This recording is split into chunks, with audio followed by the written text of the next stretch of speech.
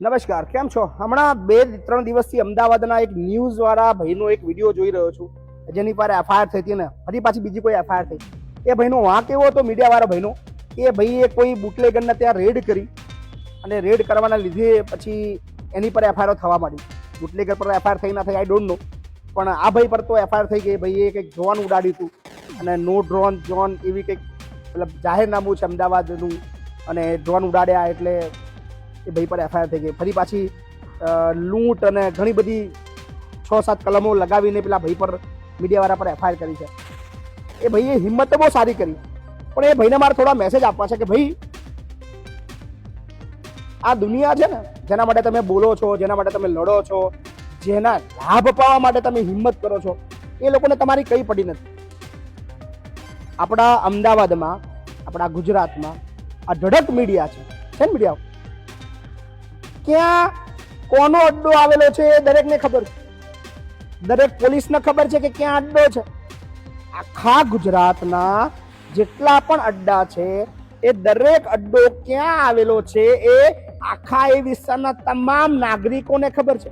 સાવ અભણ વ્યક્તિ હોય ને એને ખબર છે, તો શું પોલીસને ખબર નહીં હોય? બધું જ મલાઈ ખાવાની સિસ્ટમમાં ચાલે છે. ભાઈ, તમારી હિંમતને સેલ્યુટ છે. આ વિડીયો તમારું મોરલ તોડવા બિલકુલ નથી. આ વિડીયો તમને હિંમત આપવા માટે બનાવી રહ્યો છું. ઇવન ખાલી વાત કરવા નહીં, તમારી સાથે ખભો ખભો મિલાવીને અને કાયદાકીય રીતે એઝ એ વકીલ તરીકે પણ તમને મદદ કરવા માટે મારી પૂર્ણ તૈયારી છે. પણ એ તમામ લોકોને આ મેસેજ છે કે તમે જો સાચું બતાવવાનો પ્રયત્ન કરશો, સિસ્ટમ તોડવાનો પ્રયત્ન કરશો, સિસ્ટમ એટલે કે જે ખોટું ચાલતું રહ્યું છે એને ઉઘાડું પાડવાનો પ્રયત્ન કરશો તો એફઆઈઆર તમારા પર. આ બધું જ હું વેઠી ચૂક્યો છું. 11 એફઆઈઆર. જીવનમાં ક્યારે મેં સ્મોક નથી કરી, ક્યારે ડ્રિંક નથી કર્યું, ક્યારે ખોટો ધંધો નથી કર્યો, છતાં પણ 11 એફઆઈઆર મેં વેઠી છે. તડીપાર એટલે ખબર છે ને, સમાજનો એક એવો મોટો ગુનેગાર કહેવાય જેને કે સમાજમાં રહેવા લાયક નથી, એવી કલમો પણ મારા પર લાગી છે. જ્યારે કંઈક લડીએ, કંઈક બોલીએ એટલે આ થવાનું, પણ શરમ આવી જોઈએ સિસ્ટમને.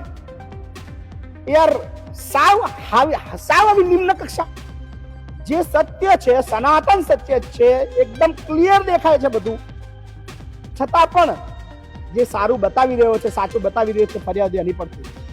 સો આ ગુજરાતની અંદર ખરેખર હવે ભાઈ એ વસ્તુનું છે કે તમે ગમે તેટલા સાચા છો, તમે ગમે તેટલા સારા છો, તમે ગમે તેટલા ઈમાનદાર છો, પણ જો કોઈ મોટી વ્યક્તિ છે તમને જેલમાં નાખવા છે, તો ગમે તેવો ખરાબ, ગંદો, ખોટો કેસ તમારી પર ગમે ત્યારે કોઈ પણ પોલીસ નાખી દેશે અને તમે કશું જ નહીં કરી શકો. તમે કશું જ નહીં કરી શકો. તમારે વેઠવાનું, તમારે કોર્ટની પૂનમો ભરવાની, તમારે કાયદાકીય રીતે લડવાનું, કાયદાકીય જામીન માટે દોડધામ કરવાની, વકીલો રોકવાના, ખર્ચા કરવાના, માનસિક હેરાન થવાનું, આર્થિક રીતે તૂટવાનું, આ બધું જ થવાનું. પણ ખરેખર યાર, હું નેતાઓ પર તો હું કોઈ અપેક્ષા નથી જ. આખા ગુજરાતના એક પણ નેતા પર મને કોઈ અપેક્ષા નથી કે કોઈ બોલશે બાગડ બિલ્લો, કોઈ આગળ આવીને કે આ ખોટું થઈ રહ્યું છે કોઈનામાં તેવત. હું પત્રકાર ભાઈને કહીશ કે તમે ખૂબ હિંમત કરી, પણ 182 વિધાનસભાની અંદર, એક વિધાનસભાની અંદર એક માયનો લાલ આગળ આવીને બોલે કે મારા વિધાનસભાની અંદર દારૂના અડ્ડા હું બંધ કરાવું છું, અને કોઈ છાતી ઠોકીને બોલે કે મારા મત વિસ્તારની અંદર એક પણ દારૂનો અડ્ડો નથી, હું બતાવું. યાર, શરમ કરો. પબ્લિક પણ માગી રહી છે એવું, પબ્લિક પણ ચૂપચાપ છે. પબ્લિક ચૂપચાપ બધો તમાશો જોઈ રહી છે. ખબર નહીં શેની રાહ જુએ છે, એમના પોતાના પર આવે એની રાહ જુએ છે અને આશા રાખે એના માટે કોઈ બોલે. પણ જ્યારે તમારા માટે કોઈ બોલે છે, એને સપોર્ટ આપવા માટે આગળ આવો. એ અમદાવાદ વાળા પત્રકાર ભાઈને આપણા બધાની મદદની જરૂર છે. હું તો કહું છું, આખું અમદાવાદ એક બનો. યાર, ખરેખર વિચારવા જેવો પ્રશ્ન છે જે બની રહ્યું છે ને, ખૂબ શરમજનક છે. અને ખરેખર હવે આ બાબતની અંદર શું કરશું આઈ ડોન્ટ નો. પણ આજે આવું ચાલતું રહ્યું ને, કોઈ નહીં બોલે, કોઈ તમારા માટે અવાજ નહીં ઉઠાવે, કોઈ તમારા માટે નહીં લડે. શા માટે લડે? લડીને એને મળવાનું છે એફઆઈઆર, અને બદલામાં એફઆઈઆર પછી બી કોઈ મદદ કરવા વાળું, કે જોડે ઉભું રહેવા વાળું કોઈ નથી દેખાવાનું, એને એકલાય બેઠવાનું છે.